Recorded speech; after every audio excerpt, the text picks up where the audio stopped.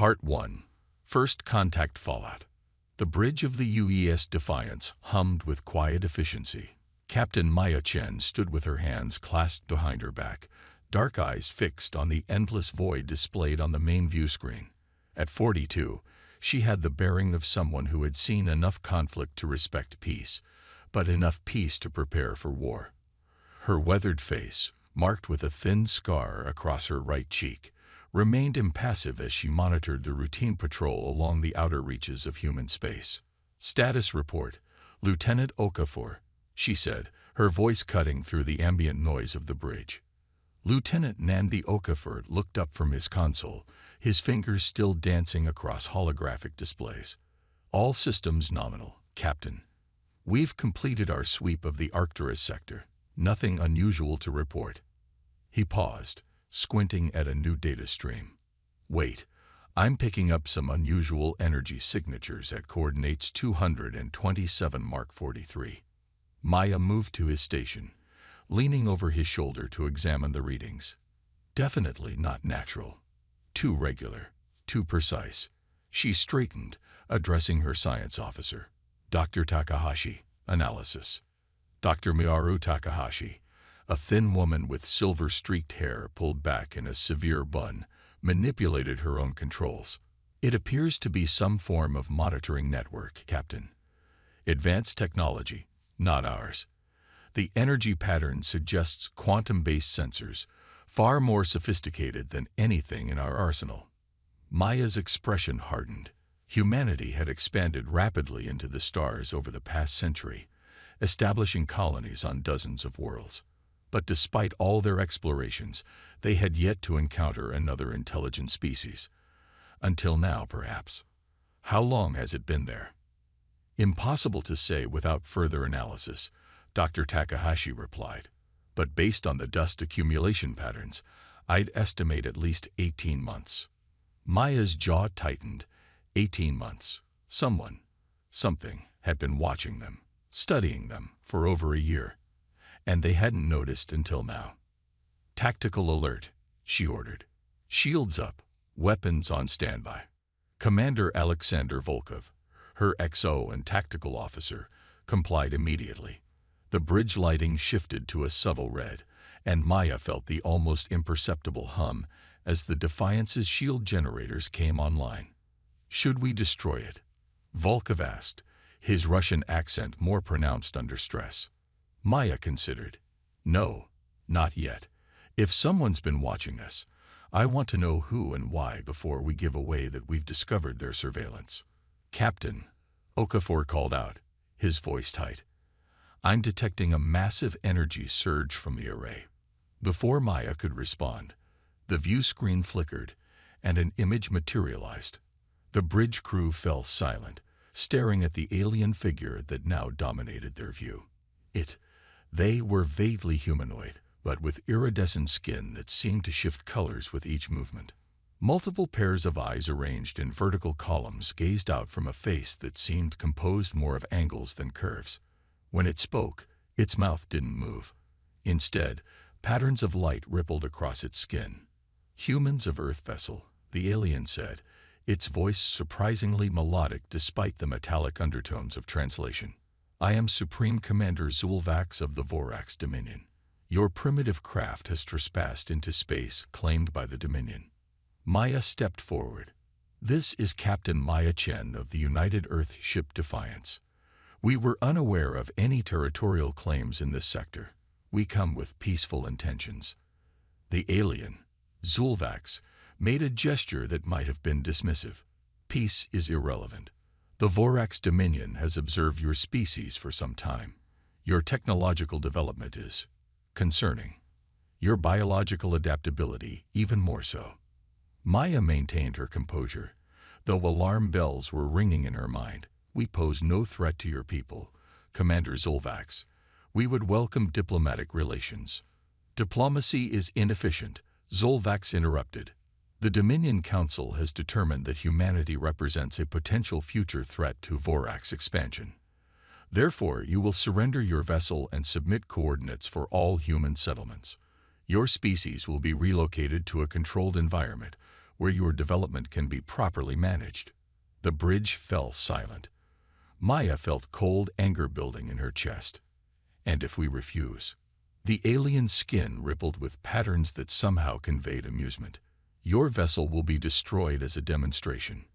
Then, one by one, your colonies will follow. The choice is simple: controlled existence or extinction." The screen went dark. "They've severed the connection," Okafor reported. Maya turned to her crew, noting the mix of fear and determination on their faces. "Options." Volkov was the first to speak. "The sensor readings suggest their technology is at least a century ahead of ours, Captain. In a direct confrontation, we wouldn't stand a chance. So we don't confront them directly," Maya replied. "Dr. Takahashi, what did you make of their surveillance network?" The science officer had been analyzing data throughout the exchange. "It's impressive, but specialized. Designed to detect conventional energy signatures, fusion drives, matter/antimatter reactions, quantum communications. But there are gaps." "What kind of gaps?" "Their sensors seem calibrated for advanced technology. They might overlook simpler systems as irrelevant." Maya nodded slowly, an idea forming. "Like considering a Stone Age spear harmless against power armor." "Precisely," Takahashi confirmed. "They're looking for threats that match their understanding of dangerous technology." Maya turned to her communications officer. "Specialist Rivera, prepare a tight beam quantum transmission to Earth Command. Full encryption. They need to know what we're facing." "It won't get through," Takahashi warned. "The Vorax will detect and block quantum communications." "Then we use something older," Maya decided. "Prepare a message drone with conventional radio transmission. Old tech, low power, something they might dismiss as background noise." As her crew hurried to comply, Maya stared at the view screen, now showing only stars again. Somewhere out there, the Vorax were preparing to make good on their threat. "Chief Engineer Singh," she called over the comm. "Singh here, Captain," came the quick reply. "How quickly can you modify our shield emitters to create a targeted electromagnetic pulse?" There was a pause. "An EMP? That's ancient technology, Captain. Practically prehistoric." "Exactly. And sometimes, the oldest weapons are the ones your enemy forgets to defend against." Understanding dawned in Singh's voice. "I'll need at least 3 hours to reconfigure the emitters without taking our shields offline." "You have 2, Maya replied. The next 90 minutes passed in tense preparation. The message drone was launched on a trajectory away from the likely approach of the Vorax, broadcasting its warning on old-fashioned radio frequencies. Meanwhile, the Defiance prepared for battle against an enemy with vastly superior technology.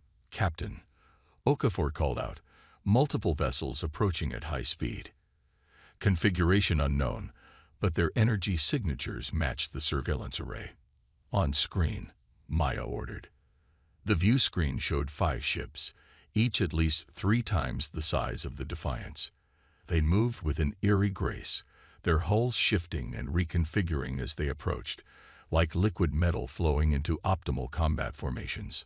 "They're scanning us," Takahashi reported. "Intensive scans penetrating our outer hull." Maya nodded to Volkov. "Activate Defense Protocol Theta 9. Throughout the ship, crew members initiated the unusual strategy they had prepared. Power systems cycled down to minimal levels. Weapon systems appeared to go offline. To the Vorax sensors, the Defiance would appear to be experiencing catastrophic system failures. "They're slowing their approach," Okafor reported. "I think they believe we're having technical difficulties." "Good," Maya said. "Let them think we're crippled." "Singh, status on the EMP emitters." "Ready on your command, Captain," the engineer's voice replied. "But I should warn you, we'll only get 1 shot before they adapt. Then we make it count." The comm system crackled, and Zolvax's voice filled the bridge once more. "Human vessel, your primitive systems appear to be failing. This is the inevitable result of inferior technology. Prepare to be boarded." Maya gave a tight smile that didn't reach her eyes. Now, Chief Singh. The Defiance shuddered slightly as the modified shield emitters fired a concentrated electromagnetic pulse at the Lid Vorax vessel. For a moment, nothing seemed to happen. Then the alien ship's elegant movements faltered. Its shifting hull froze mid-configuration, sections of it darkening. Direct hit, Volkov reported, unable to keep the surprise from his voice. Their main systems are offline. All power to engines, Maya ordered. Bring us alongside the disabled vessel. Prepare boarding teams. The crew stared at her in shock. Captain, Volkov questioned. They expected us to surrender or die, Maya explained. They didn't expect us to fight back, and they certainly didn't expect us to board them. She stood, adjusting her uniform. I'll lead the boarding party myself. Commander Volkov, you have the bridge. As she strode toward the turbolift, Maya felt the weight of what she was about to do. Humanity's first contact with an alien species was about to become humanity's first interstellar conflict, but the Vorax had given them no choice. As the boarding team assembled in the shuttle bay, Maya addressed them briefly. Today we fight not just for ourselves, but for every human settlement, every colony, Earth itself. The Vorax believe us to be primitive, inferior. Let's show them just how dangerous primitive humans can be when backed into a corner. The team, a mix of security personnel, engineers, and scientists, nodded grimly. Remember, Maya continued, our objective is intelligence gathering. We need to understand their technology, their weaknesses. We disable. We don't kill unless absolutely necessary. As the boarding shuttles launched toward the disabled Vorax vessel, Maya couldn't help but wonder if humanity was ready for this. Ready or not, first contact had happened, and it had immediately turned hostile. The Vorax had made a critical error. They had dismissed humans as primitive, unworthy of respect or diplomacy. They had threatened extinction without considering that even the most primitive creatures will fight with unexpected ferocity when their survival is at stake. And humans were far from primitive. As the shuttles approached the alien vessel, Maya knew this was just the beginning. The Vorax thought they were dealing with an insignificant species they could bully into submission. They were about to learn otherwise. The human response. The boarding shuttle clamped onto the Vorax vessel with a metallic thunk. Maya checked her plasma pistol one final time before nodding to the security team. The airlock cycled open, revealing the alien interior, a curved corridor with walls that seemed to pulse with faint bioluminescence. Atmosphere is breathable, Dr. Takahashi confirmed, studying her handheld scanner. Gravity slightly higher than Earth standard. Maya took the first step onto the alien ship, immediately struck by the sensation of walking on something almost alive. The floor had a slight give to it, like compressed moss. Stay alert, she ordered. Singh, start analyzing their systems. I want to know how to control this vessel if possible. Chief Engineer Singh, a stocky woman with calloused hands and a perpetual frown, knelt beside what appeared to be an access panel. Fascinating, she murmured. It's not mechanical or electronic, at least not as we understand them. More like biotech integrated with quantum computing. The team moved cautiously through the corridors, encountering surprisingly little resistance. The few Vorax crew members they did find appeared disoriented, their skin patterns flickering weakly. Apparently, the EMP had affected them physically, as well as disrupting their ship's systems. Captain, Takahashi called softly, gesturing toward an open chamber. I believe this is their command center. The room was dominated by a central pillar of what looked like liquid crystal, surrounded by stations where Vorax officers lay slumped at control surfaces that seemed grown rather than built. At the center stood a larger figure, Supreme Commander Zulvax, based on the distinctive pattern of iridescence across its skin. Unlike the others, Zulvax appeared partially recovered, its multiple eyes focusing on Maya as she entered. Impossible, the alien commander said, its voice now lacking the smooth translation of before. coming out as a series of clicks and whistles partially interpreted by Maya's own translator. Primitive. Weapons should not affect Vorax technology. Maya approached confidently, keeping her weapon ready but not aimed directly at the alien. That's your fundamental error, Commander. You assumed primitive meant ineffective. A Stone Age spear can still kill if it finds a gap in the armor. Dr. Takahashi had moved to one of the control stations, interfacing her equipment with the alien technology. Captain, I'm accessing their database. The information here, it's incredible and disturbing. Explain, Maya ordered, not taking her eyes off Zulvax. The Vorax have done this before, Takahashi said, her voice tight. At least 7 other species have been relocated over the past 3 centuries. Some were at our technological level, others more advanced. All were considered potential threats to Vorax expansion. Maya felt cold anger building. And these relocations, where are these species now?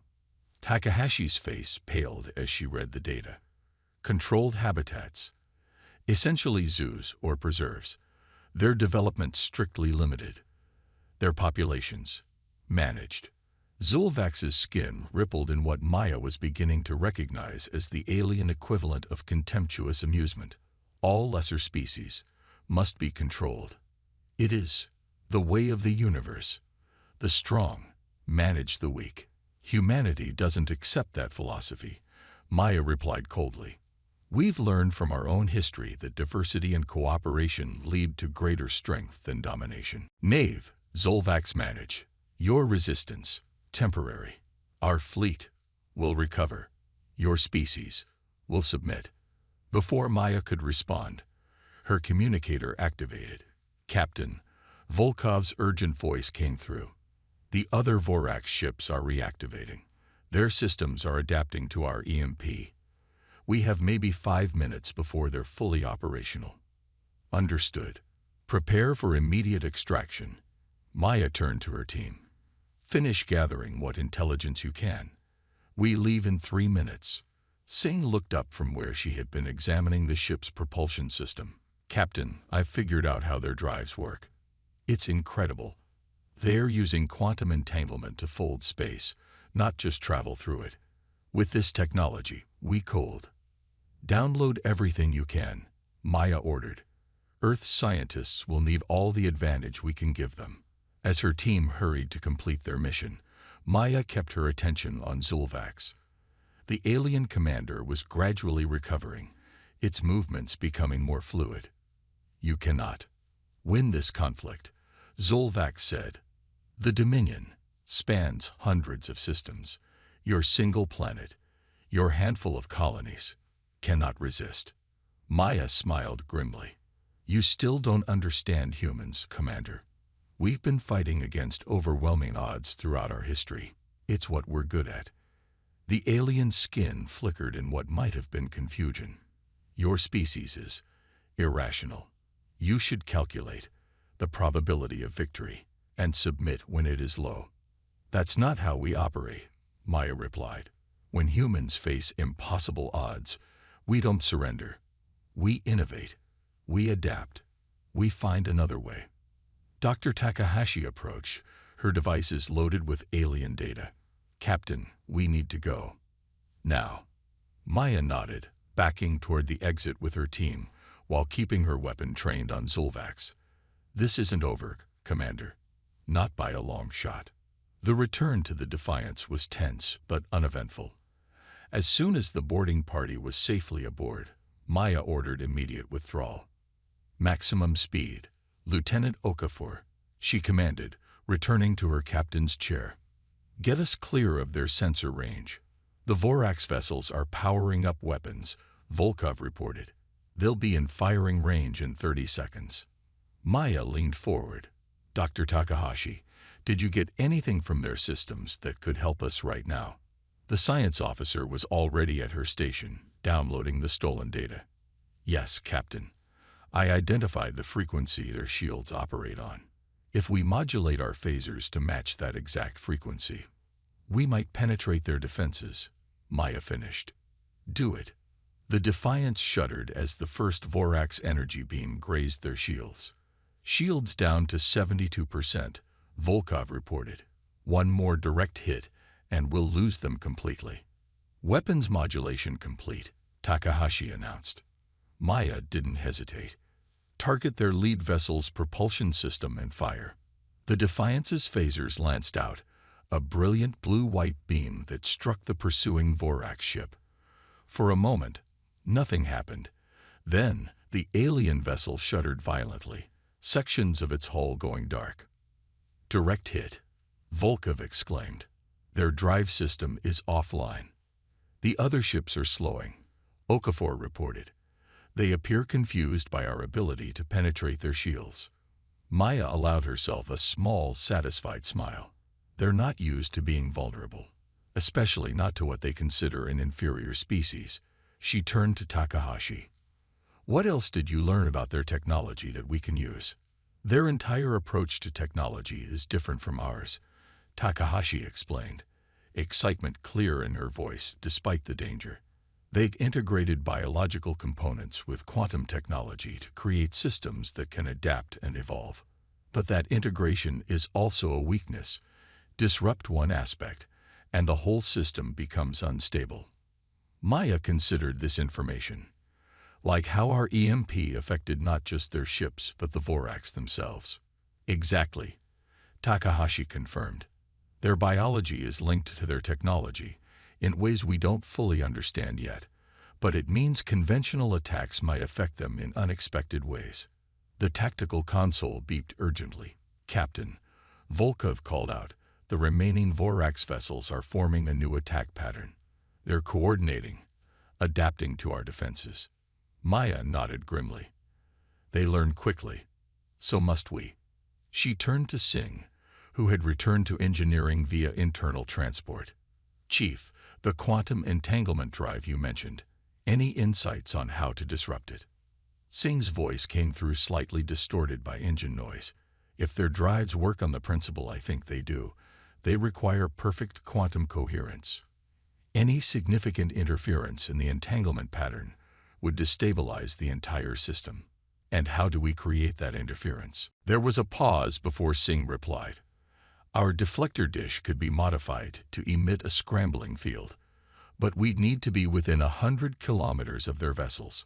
Too close, Volkov objected. They'd cut us to pieces before we got within range. Maya stared at the tactical display, watching the Vorax ships approach in their new formation. Then she smiled, a predator's smile. Not if they think we're already defeated. She looked up at her bridge crew. They expect us to run, to try to escape. They don't expect us to attack. So that's exactly what we'll do. The plan was audacious, perhaps suicidal. The Defiance would fake critical system damage, appearing to drift helplessly. When the Vorax approached to capture the vessel, as their previous behavior suggested they would, the ship would unleash Singh's quantum scrambling field at point-blank range. All hands, battle stations, Maya ordered. This is going to get rough. The next 20 minutes were among the most tense Maya had ever experienced. The Defiance drifted, emergency power flickering, life support apparently failing. The ruse was made more convincing by the actual damage they had sustained. They're approaching, Okafor reported quietly. The 3 remaining vessels are moving into capture position. Stand by, Maya said, her voice calm despite the hammering of her heart. Wait until they're within optimal range. The bridge crew watched in tense silence as the Vorax ships grew larger on the view screen, their liquid metal hulls shifting into docking configurations. They were clearly preparing to board the seemingly crippled human vessel. Now, Chief Singh, Maya ordered. The Defiance came alive, all systems powering up simultaneously. The deflector dish glowed brilliant blue before emitting a wave of energy unlike anything the ship had generated before. The wave washed over the Vorax vessels, which immediately began to convulse, their elegant forms becoming chaotic and distorted. It's working, Takahashi exclaimed. The quantum field is disrupting their entire integrated system. On the view screen, The nearest Vorax ship seemed to fold in on itself, sections phasing in and out of normal space before stabilizing in a malformed configuration. The other two vessels drifted erratically, their systems clearly in chaos. "Get us out of here. Maximum warp," Maya ordered, "before they can recover." The Defiant streaked away, leaving the disabled Vorax fleet behind. But Maya took no satisfaction in the victory. This had been merely the opening skirmish in what promised to be a much larger conflict. "Set course for Earth," she instructed. "We need to deliver this intelligence directly to command." As the stars streaked by on the view screen, Maya reflected on the encounter. The Vorax had made a critical miscalculation. They had dismissed humanity as primitive, unworthy of respect or consideration. They had expected submission or futile resistance. Instead, they had awakened something they clearly didn't understand: human defiance in the face of extinction. The very quality they had sought to eradicate was what had defeated them in this first encounter. Dr. Takahashi approached her captain. "The data we retrieved suggests the Vorax dominion is vast, but not without its own problems. There are signs of internal conflicts, resistance from other species. We might not be alone in opposing them." Maya nodded. "Then we find these other species. We form alliances. We show the galaxy that cooperation between diverse civilizations creates strength that domination never could." "And if the Vorax don't accept that vision?"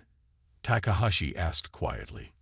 Maya's expression hardened as she looked toward the stars that now carried them home. Home to warn their people, to prepare for the war that was coming. "Then we teach them the most important lesson about humanity," she said. "We don't submit to bullies, no matter how technologically advanced they might be. And we never, ever give up." As the Defiance raced toward Earth, carrying the warning of the Vorax threat and the technology that might help defend against it, Maya knew that the coming conflict would test humanity like nothing in their history. But she also knew something the Vorax would learn too late. Underestimating humans was the last mistake many opponents had ever made. The Vorax had tried to choose extinction or submission for humanity. Humanity would forge a third option, as they always had.